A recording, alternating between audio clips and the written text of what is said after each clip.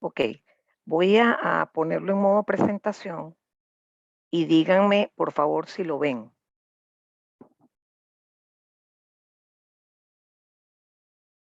¿Logran ver el modo presentación? Sí, profe, se ve perfecto el modo presentación. Perfecto, perfecto. Gracias porque efectivamente, no sé, hay algo raro que no me termina de funcionar. Aquí está, aquí está la pluma. ¿Ven las marcas de la pluma? Y Sí, también disculpen la se molestia. ven. Perfecto, perfecto. Entonces, bueno, vamos ahora sí a continuar y ya estamos grabando. Entonces vamos a retomar el tema que digamos es un poquito denso y yo trato de como condensarlo en pocas horas, ¿no? Ayer comenzamos a ver el tema de sistemas de spread spectrum o espectro disperso o espectro expandido. Dentro de esos, aunque el originario fue un sistema en donde habían saltos de frecuencia, que yo se los contaba ayer, que era como tener una transmisión donde las frecuencias van cambiando en el tiempo. Yo ponía un ejemplo sencillo de una FCK binaria. Entonces, para una persona que quiere tomar la información, le es muy complicado porque tiene que conocer esa frecuencia. Y esos saltos de frecuencia se controlan con una secuencia externa. ¿Ok? Después existe, que siempre se usa de manera combinada, time hopping. Y finalmente está el que se usa en muchas aplicaciones, que es Direct Sequence Spread Spectrum, en donde, como ya lo vimos ayer, la señal se logra dispersar en banda con la aplicación de una secuencia totalmente externa e independiente. Entonces les decía que a pesar de que fue originariamente inventado, patentado, para evitar interferencias entre usuarios de naturaleza similar, y por ejemplo, eso lo usa Bluetooth, le interesa que, como tiene que controlar elementos inalámbricamente, que no haya interferencia. Pero resulta que también en uno de los estándares de telefonía celular, que todavía existe en muchos países, ¿no? O sea, no todos los países tienen 4G y 5G, hay una técnica que se llama CDMA, que es un multiplexaje o multiplexación por código. Es decir, a varios usuarios, específicamente a 64 usuarios, se les asigna la misma banda de frecuencia, pero diferentes códigos. Y eso se logra usando técnicas de spread espectro, ¿no? Entonces, eso es importante que lo entiendan porque una cosa fue el origen y después cómo derivó. Se sigue usando para evitar interferencias, pero también apareció una nueva aplicación, ¿no? Entonces, nosotros ayer lo que hicimos fue lo siguiente, les voy a dar un repaso para que estemos ubicados antes de ponernos a hacer ejercicio, porque si no, no vamos a entender nada. Nosotros ya sabemos que vamos a trabajar es con DSSS y partimos de unos datos que queremos transmitir a un usuario, ¿verdad? Una velocidad Fbit, porque los vamos a transmitir eventualmente en código de línea no retorno a cero polar, en este caso con potencia 1, y luego inventamos, generamos, obtenemos de alguna manera una secuencia que ojalá fuese aleatoria, pero lógicamente no lo puede ser, y lo vamos a llamar una secuencia de pseudo ruido o pseudo noise. Esa secuencia va a ser periódica, pero va a tener comportamiento que confunde con el del ruido en cada periodo. Entonces la idea es que multiplicándolas en tiempo, nosotros lograríamos una secuencia rápida, que sería BDT por CDT, que estaría aquí. Por supuesto es una transmisión banda base, no podemos usarla por el aire, o usar como canal el aire, pero lo importante es que el espectro se dispersó, y aquí les pongo un ejemplo. Este sería un ejemplo, por cierto, bastante malo, ¿no? Pero bastante académico. Aquí tendría una data que está a 1 bit por segundo, o sea que Fbit vale 1, y la secuencia tiene un F-chip, que es, así se le llama a la tasa de transmisión, porque al tiempo mínimo se le llama un chip en esa secuencia, y en este caso escogí para mi ejemplo en MATLAB 5 Hz. Entonces fíjense que la dispersión no es tanta porque es 5 a 1. De 1 lo dispersé a 5. La secuencia CDT está identificada por el color verde y BDT por CDT está representada por el color rojo, o sea que son muy parecidas. Es decir, que la secuencia que se generó en efecto se expandió. Y vamos a aprender que esto, que más tarde lo vamos a llamar ganancia de procesamiento, tiene que estar entre 10 y 100 aproximadamente. ¿De acuerdo? Muy bien. Como la clave es la secuencia, vimos un tipo particular de secuencias que se llaman secuencias máximas porque usando solamente un número limitado de registros o de flip-flop, logran en algunas combinaciones de realimentación y condiciones iniciales generar secuencias de periodo largo. Pero eso sí, esas secuencias deben tener características muy particulares, que ayer las vimos. El balance en la secuencia dentro de un periodo, aquí el periodo es 15, y vemos que hay la diferencia entre el número de 0 y el número de unos en uno solo. ¿Okay? Después hablamos de las cadenas de unos y de ceros, y también existe un balance en esas cadenas. Por ejemplo, del número de total de cadenas, la mitad es de un solo elemento, y de esas de un solo elemento, la mitad son de unos y la mitad son de ceros, etcétera, etcétera. Con eso se logra que la autocorrelación tenga un comportamiento muy peculiar, y es que es alto dentro de un periodo en el origen y después toma unos valores muy bajos, asemejándose a lo que es la autocorrelación del ruido térmico, que es una delta en el origen, o sea que vale infinito allí o muy alto y cero en el resto. ¿Okay? Eso lo logramos con esto y aquí descubrimos varias cosas. Primero, que el tipo de realimentación, las tomas, no pueden ser arbitrarias si yo pretendo que el periodo sea máximo. Ya les decía que específicamente para 4 registros no hay infinitas combinaciones de puntos de realimentación y condiciones iniciales, porque yo podría aquí poner 1100 como condición inicial. Pues no, es solamente 2. Y nosotros tomamos una de ellas. Primero, que la realimentación fuera en las tomas 3 y 4, y segundo, que las condiciones iniciales fuesen estas. Si yo me equivoco y escojo otra combinación, es factible que ya el periodo no sea 15, sino que sea más chiquito, siempre es impar. Ok, entonces vamos a buscar máximo periodo por una cuestión de seguridad.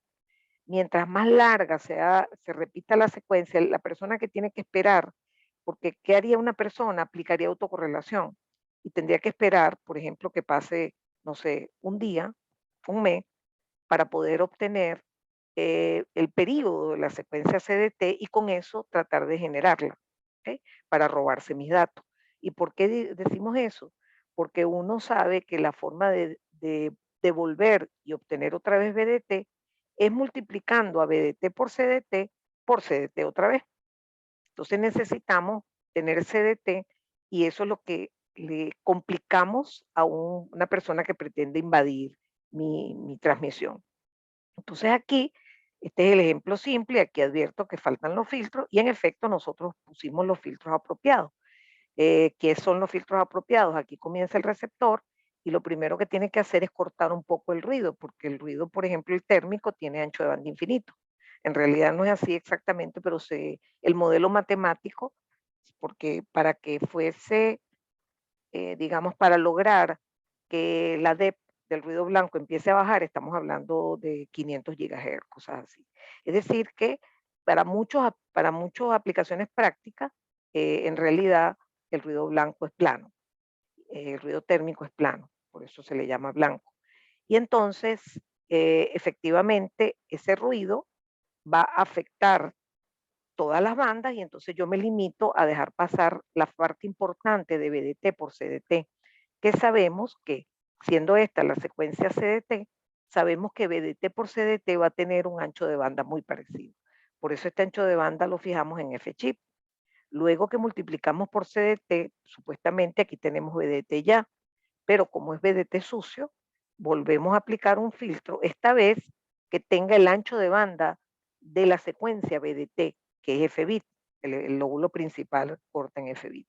Bueno, lo cierto es que aquí nos dimos a la tarea de obtener la señal, la potencia de señal y la potencia de ruido en el punto donde comienza el receptor, que es el punto R, después del primer filtraje, y después en el punto final, que es el punto D.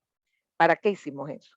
Bueno, para poder calibrar la calidad de un sistema, lo cual hicimos dividiendo las relaciones señales a ruidos en el punto D entre la relación señal-ruido en el punto R. Y en este caso particular, banda base nos dio una división que es F-chip entre F-bit. Y resulta que desde el principio estamos advirtiendo que para que esto tenga sentido, F-chip tiene que ser mucho mayor que F-bit. Bueno, a eso lo llamamos G, que es la ganancia de procesamiento. ¿Ok? Dicho esto, cuando uno hace este mismo análisis, y tengo que advertirlo porque nosotros no vamos a tener tiempo de hacerlo, con un sistema, por ejemplo, pasabanda, encontramos que esa división da en general para todos los tipos de transmisión, da la división entre el ancho de banda de la señal transmitida y el ancho de banda de los datos originales.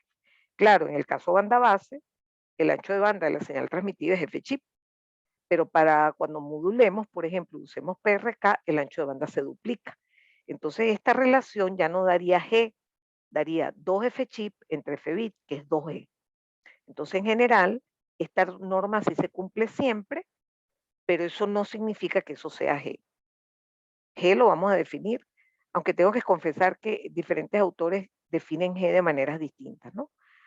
Por eso uno tiene que meterse en el contexto para no equivocarse en los cálculos. Algunos lo definen como F-chip entre F-bit y otros lo definen como 2F-chip entre F-bit. Es una cuestión de definición, ¿no? Y sigue siendo así, a pesar de que hace años que se usa. Entonces, eso nos implica una mejor calidad. En la medida que hay más dispersión, hay más calidad. Entonces, vamos a ver en algunos ejercicios que vamos a tocar que no tiene sentido intentar hacer, por ejemplo, transmisiones M-área, 64 QAM. No tiene sentido, porque si lo que estoy buscando es dispersión, con esos métodos de modulación, lo que hago es encoger el ancho de banda. ¿Ok? Muy bien. También comenzamos a ver la transmisión con interferencia y allí la cosa cambió porque esto es la depth de la perturbación, que son simplemente dos deltas en las frecuencias FI y menos FI, entendiendo que FI es la frecuencia de perturbación que cae en banda. O sea, si asumimos que la banda de transmisión en este caso llega hasta F chip para el lado positivo, entonces ahí podemos estudiar qué hace esa interferencia, molesta esa interferencia. Obviamente, si hay una frecuencia de interferencia que esté por encima, pues este filtro se la va a quitar, ¿no? Entonces, expliqué un poquito con ese análisis, mostré incluso cómo sería convolucionar en algún punto del circuito, convolucionar la densidad de CDT con la densidad que tengo aquí del ruido filtrado, que en este caso es un ruido banda base, y entonces esa convolución, perdón, que en este caso es una interferencia, esa convolución me da distinta que con el ruido banda base, porque convolucionar con una delta lo que hace es colocar la de CDT en el punto menos FI y en el punto más FI y después se suman, por supuesto. Entonces aquí hice una reflexión para poder demostrar en la aproximación que la densidad espectral resultante, después de ser filtrada por el filtro más chiquito, el que tiene menos ancho de banda, da una densidad espectral de interferencia que es un cajoncito. O sea, a pesar de que fíjense que la interferencia original era delta, el resultado de la interferencia habiendo pasado por el sistema se reduce a esto. Y entonces eso me permite calcular la potencia de supuestamente el ruido, aunque no, es realmente la potencia de la interferencia en el punto final. ¿Ok? Entonces, ese análisis lo hicimos mucho más rápidamente y lo dejamos allí. ¿Ok?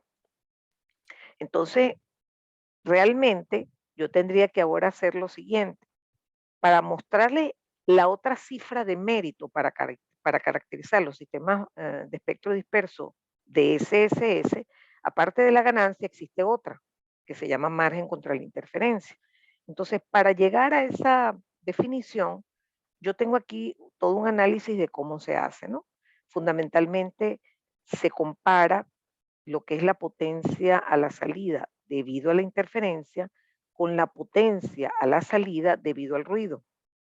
Entonces se busca un ETA específico, se toma en cuenta que la relación entre relaciones señales a ruido es esto que está aquí, estoy haciéndolo rapidísimo, ¿no? Solamente para que tengan una idea de dónde salió. Y luego utilizamos el hecho de que la probabilidad de error, ¿verdad? Que todavía estamos usando para el proyecto, para el caso no retorno a cero polar viene dado como Q de la raíz de 2e sobre eta, porque esto es un caso súper normal de transmisión no retorno a cero polar. De hecho, es igual en pasabanda que es PRK, es la misma fórmula, porque es binario polar.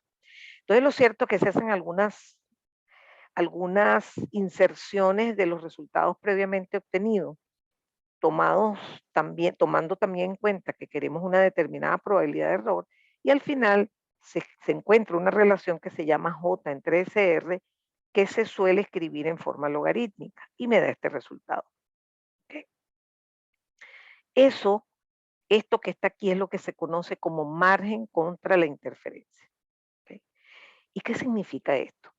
Bueno, significa la fortaleza que tiene un determinado sistema, en este caso un sistema de SSS. ¿Ok? ¿Y cómo se analiza eso? ¿Cómo se calibra esa fortaleza? Bueno, en primer lugar, se asume que la persona que diseñó el sistema lo diseñó con ciertas características de dispersión. ¿Ok? Porque, por ejemplo, en el caso banda base, esto daría F-chip entre F-bit. Él dijo, mira, ¿sabes qué? Voy a poner F-chip 100 veces igual a F-bit. Es decir, que esto es como una inversión que está haciendo la persona para combatir ruido e interferencia. ¿Ok? Pero entonces después la persona dice, pero ya va, o sea, mi usuario necesita una probabilidad de error de 10 a la menos 5. Eso implica, despejando de aquí, que por cierto es parecido a lo que ustedes tienen que hacer en su proyecto 2, como yo tengo un target de probabilidad de error, yo voy a la tabla y despejo el argumento que tiene la Q. Y al despejar este valor, yo sé cuánto vale E sobre eta. Entonces, si yo quiero 10 a la menos 5, E sobre eta tiene que valer, no sé, 10. Entonces lo pongo aquí y le saco 10 locos. Entonces, por ejemplo, imagínense que yo tengo una ganancia de procesamiento donde esto entre esto vale 100, por lo tanto esto vale 20. Y yo necesito que, digamos, gastar parte de esa inversión en generar esta probabilidad de error que es target. Entonces, eso fíjense que es restando. Entonces aquí digo, ah, mira, tú necesitas que E sobre eta valga 10. Ah, o sea que esto vale 10 también. Entonces a esos 20 le restas 10, todo en dB. Y lo que te queda es un balance de 10 dB que se lo vas a regalar para combatir la interferencia. Así se lee ese parámetro. Por eso se llama margen contra la interferencia, porque es lo que te queda después de que de tu inversión obtuviste un detalle, o sea, una porción para, digamos, asignarla a la probabilidad de error que necesita el usuario. Esos son los dos grandes factores, la ganancia de procesamiento y el margen contra la interferencia. Entonces aquí, déjenme acordarme si esto estaba funcionando. Déjenme hacerlo así, disculpen que esto va a ser feo. Aquí paso a lo que es, porque estoy haciendo como un repaso, paso a lo que es la forma que sería la transmisión pasabanda, pero solo para que la vean, porque no la vamos a estudiar, ni por supuesto tampoco la vamos a evaluar. Entonces, ciertamente aquí tendríamos que hacer el mismo trabajo, y de hecho en los apuntes lo tienen, y van a encontrar que, por ejemplo, la ganancia da 2 F-chip entre F-bit. Y aplicamos también el mismo concepto de margen contra la interferencia. Pero bueno, hasta aquí llegamos. Déjenme que aquí sí voy a aplicar algo. Tengo que quitar el puntero. Déjenme poner la flecha. Ok. Porque si no, no me agarra. Uy, no, no me salió. Les cuento que tuve que cambiar el paquete de Office porque yo tenía un Office muy viejo para Windows 11. Entonces, aquí está. Entonces, aquí me voy al resumen para poder empezar con los ejercicios. ¿Okay? Entonces, ¿qué quiero yo que ustedes sepan de esta? Prácticamente es una cápsula que le di para que por lo menos tengan la idea de cómo se comporta eh, la, la técnica de espectro disperso en su versión de SSS. Bueno, lo primero es comprender que es muy sencillo lograrlo porque es básicamente multiplicar DDT por CDT. ¿Okay? De hecho, yo les comentaba que en realidad en la práctica jamás se multiplica. Mire, desde que yo estudiaba, yo me gradué en el año 77 y desde que yo estudiaba, no se desmayen, y desde que yo estudiaba los multiplicadores analógicos eran una tragedia. O sea, multiplicar, y eso no ha cambiado, son carísimos. Entonces, para evitarlos, uno, en este caso particular, toma la secuencia binaria, déjame poner el puntero, toma la secuencia binaria B en valores lógicos, ceros y unos, y la secuencia C, ¿verdad? Y les hace un XOR, digamos, y luego es que ese resultado lo pasa a no retorno a cero polar. Y eso es exacto, no me acuerdo si es XOR negado en este momento, dependiendo de qué le asignemos al 0 y al 1. Lo cierto es que eso es un ahorro tremendo en costo y al final logras tener BDT por CDT. Pero bueno, esto es una curiosidad, es casi que una anécdota, ¿no? Luego ustedes tienen que saber cómo recuperar DDT, simplemente multiplicando otra vez con CDT. BDT por CDT la volvemos a multiplicar por CDT y solamente dominamos el caso banda base. El pasabanda se los mostré, pero no lo vamos a estudiar en detalle. Y allí, en esos casos, determinar sus características espectrales y su ancho de banda práctico, dado que sabemos, lo que hemos visto en todo el curso, sabemos efectivamente cómo se comporta, ¿no? Como la secuencia es tan importante, le dedicamos un tiempo relativamente bueno a estudiarlas, entender cómo es que una cosa que tendría que ser aleatoria, yo me conformo con que sea periódica. Y lo que hago es que en cada periodo hago parecer como que si fuese ruido blanco. Y eso se logra haciendo balances en la secuencia y para eso hay generadores específicos. De hecho, la, los generadores con registro de corrimiento son uno de muchos tipos. Por aquí también les cuento una anécdota que ya la comenté ayer y la voy a volver a repetir. Cuando la aplicación no es para combatir la interferencia, sino para asignar canales, como el caso de CDMA, lo que se busca son cosas un poco diferentes. O sea, por ejemplo, como hace rato les decía que en Movistar, cuando usaba CDMA, yo creo que ya totalmente lo quitó, debe tener algunos en el interior todavía. Y a cada usuario, eso pasaba mucho, por ejemplo, en las marchas, en donde habíamos muchas personas en en un pequeño espacio y nos tocaba la misma celda, ¿no? De transmisión de esa operadora. Entonces, ellos tienen un banco de 64 códigos. Entonces, a 64 personas nos asignaban la misma frecuencia, pero a cada quien nos daban un código distinto. Cuando se llegaba al receptor, digamos, ¿cómo sabe mi teléfono la persona a quien yo estoy llamando que soy yo? Entonces, el aparato tenía un calculador de lo que se llama un filtro peine, que lo que hace es como barrer por todas las los códigos para descubrir cuál fue el que me asignaron. Y eso lo hace por correlación, en este caso por cross correlación. Entonces, para ese tipo de secuencias, la autocorrelación no es tan importante como la cross correlación. Y de hecho ahí se usaban una secuencia, se usan, una secuencia que se llaman Walsh, que tienen esa característica predominante. En cambio, las M-sequence son orientadas al caso no de asignación de canales, sino de combatir la interferencia. ¿Ok? Muy bien, entonces eso es en cuanto a conocer lo de las secuencias. Y luego, eh, conocer cosas importantes como, por ejemplo, cosas tan básicas, a la gente le cuesta un poco, que es entender que si tienes un generador con registros, el reloj que maneja a ese grupo de registros es el reloj que tiene una frecuencia F-chip, porque la salida es a la salida del último registro. Y si usted hace clock, ¿verdad? Tiene un nuevo elemento a la salida. Y ese nuevo elemento es pertenece a la secuencia CDT.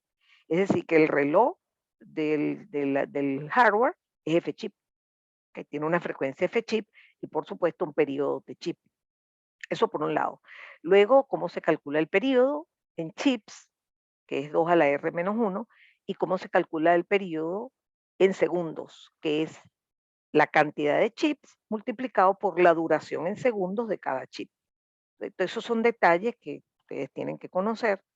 eh, y después pasamos a la parte de la recuperación de señales, pero solo en banda base. Eso nos llevó a calcular relaciones señales a ruidos. Eso fue un ejemplo, como les dije, un ejemplo de señales o de comunicaciones uno en cuanto a pasar señales y ruidos por un sistema. Y terminamos conociendo los dos parámetros que son la ganancia de procesamiento y el margen contra la interferencia. Y eso lo que hace es decirme qué tan bueno, así como nosotros vemos la codificación de canal por bloque y sabemos si es buena o mala calculando la probabilidad de error, bueno, aquí tenemos otros parámetros distintos, ¿no? Entonces es importante que los conozcamos. Bueno, vamos a hacer algunos ejercicios de problemas de espectro disperso, no sin comentarles que tanto OFDM como espectro disperso, yo lo vengo evaluando hace varios semestres con preguntas de selección múltiple.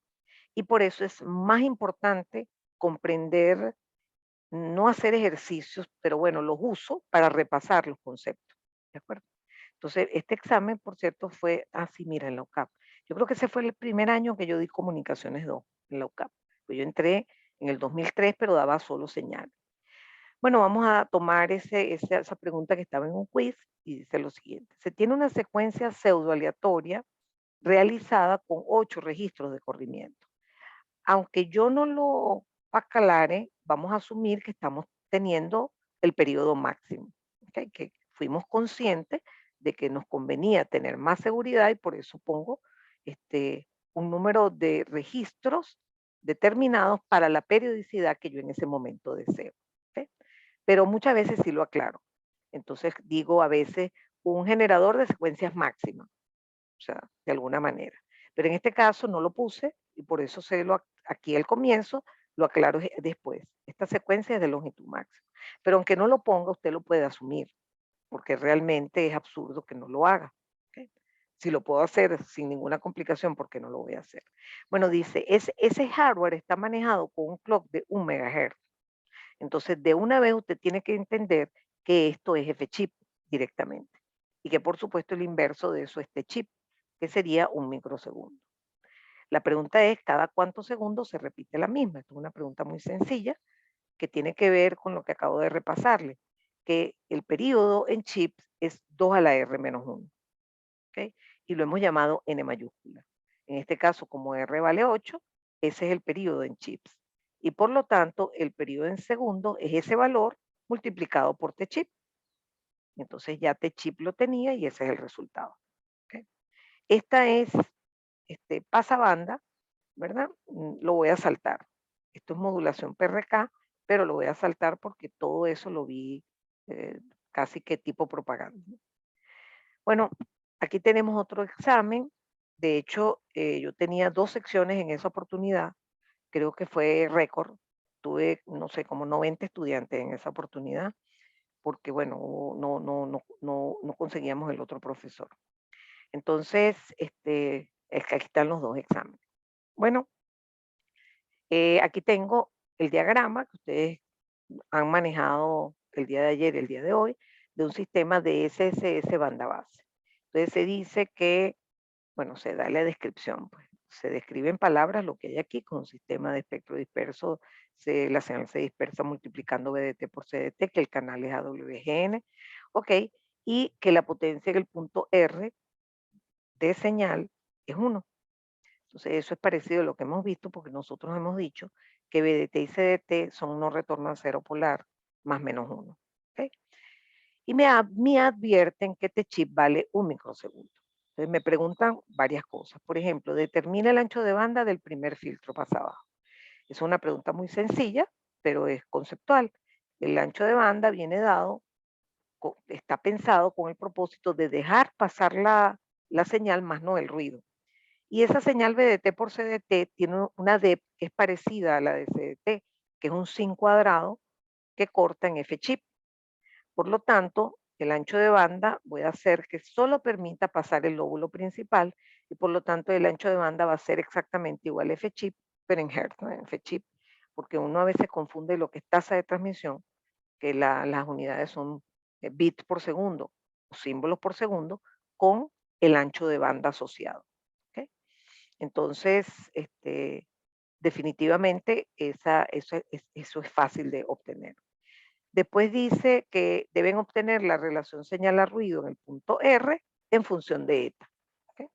Entonces, eso lo hicimos en detalle. El ruido blanco es plano y la densidad espectral a la salida es esa densidad multiplicada por el módulo de h al cuadrado. El filtro es un filtro ideal de ganancia unitaria. ¿Ok? Y de ancho de banda F-chip. Es decir, que estamos hablando de un filtro como este,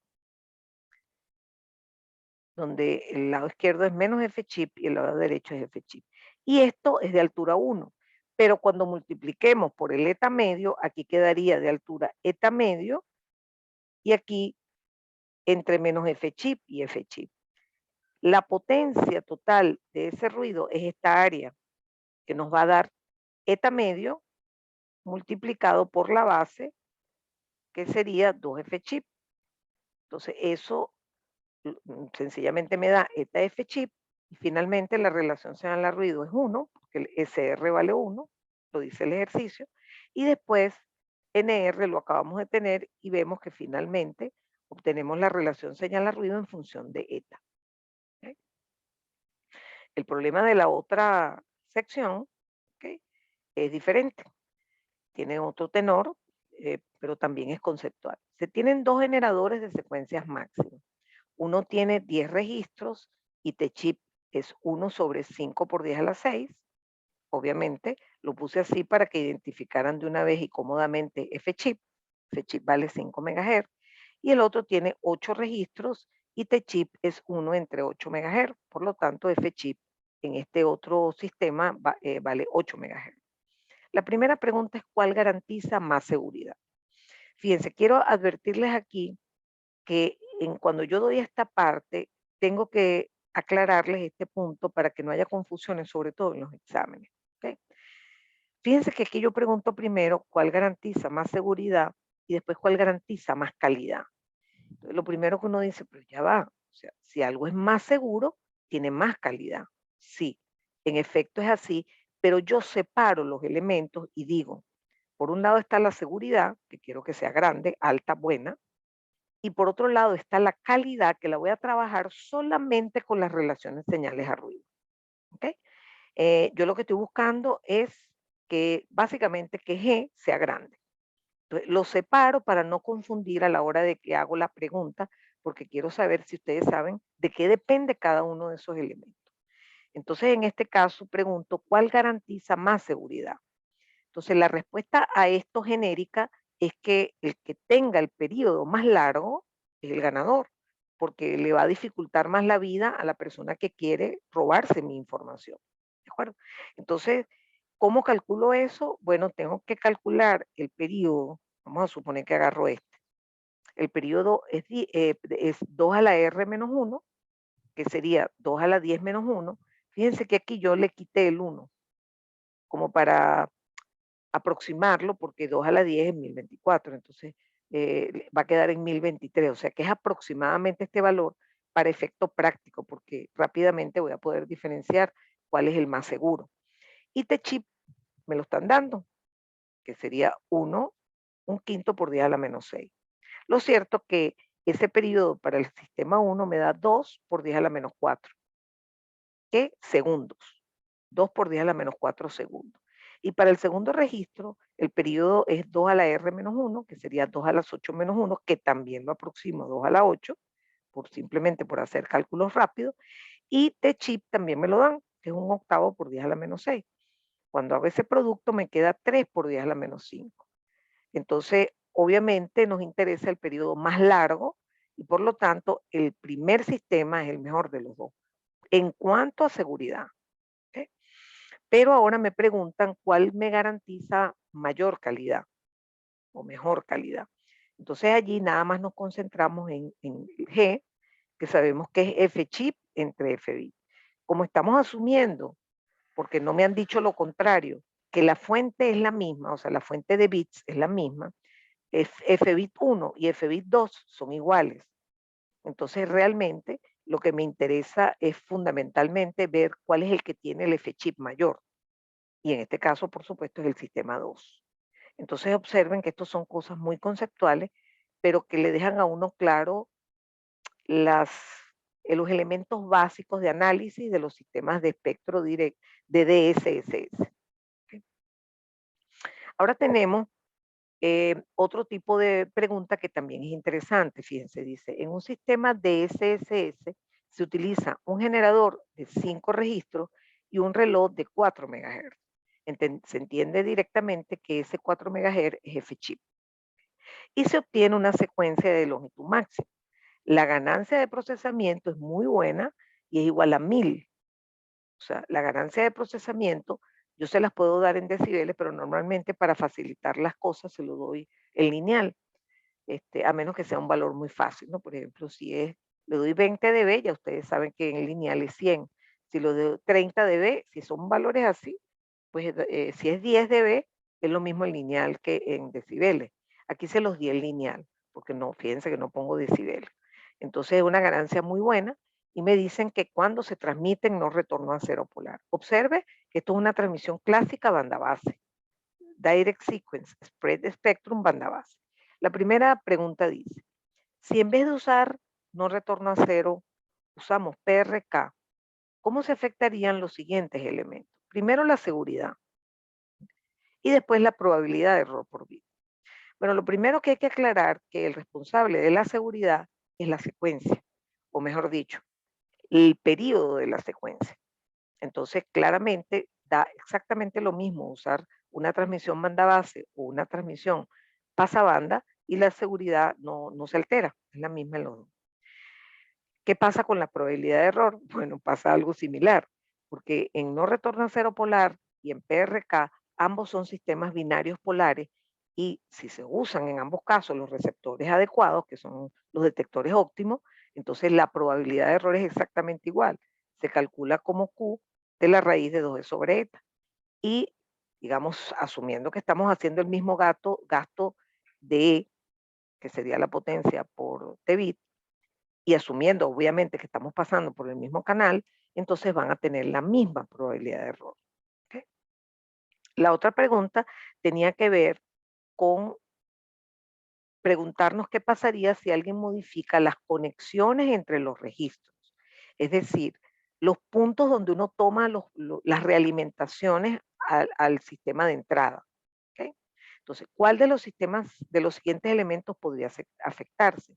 La seguridad y la ganancia de procesamiento. Entonces, fíjense que si uno cambia las conexiones, fui bastante enfática, y o cambia las condiciones iniciales, agrego, ¿ok? Se puede caer en un caso donde el periodo es más pequeño, con lo cual obviamente que se va a reducir la periodicidad y va a bajar, va a empeorar la seguridad. ¿Ok? Ahora bien, en cuanto a la ganancia de procesamiento, eso solo depende de la relación entre F-chip y FBit y eso sí no va a cambiar. ¿Ok? Porque F-chip es el reloj, o sea, es la tasa a la que cambia o se van transmitiendo los datos en el chip register, en la cadena de registro. Pero eso no afecta para nada la ganancia de procesamiento. ¿De acuerdo? Bueno, como me queda menos de un minuto, voy a cerrar y volvemos en la próxima sesión. ¿De acuerdo? No hay quienes me acompañan. Los mismos. Bueno, saludos a los que están por aquí.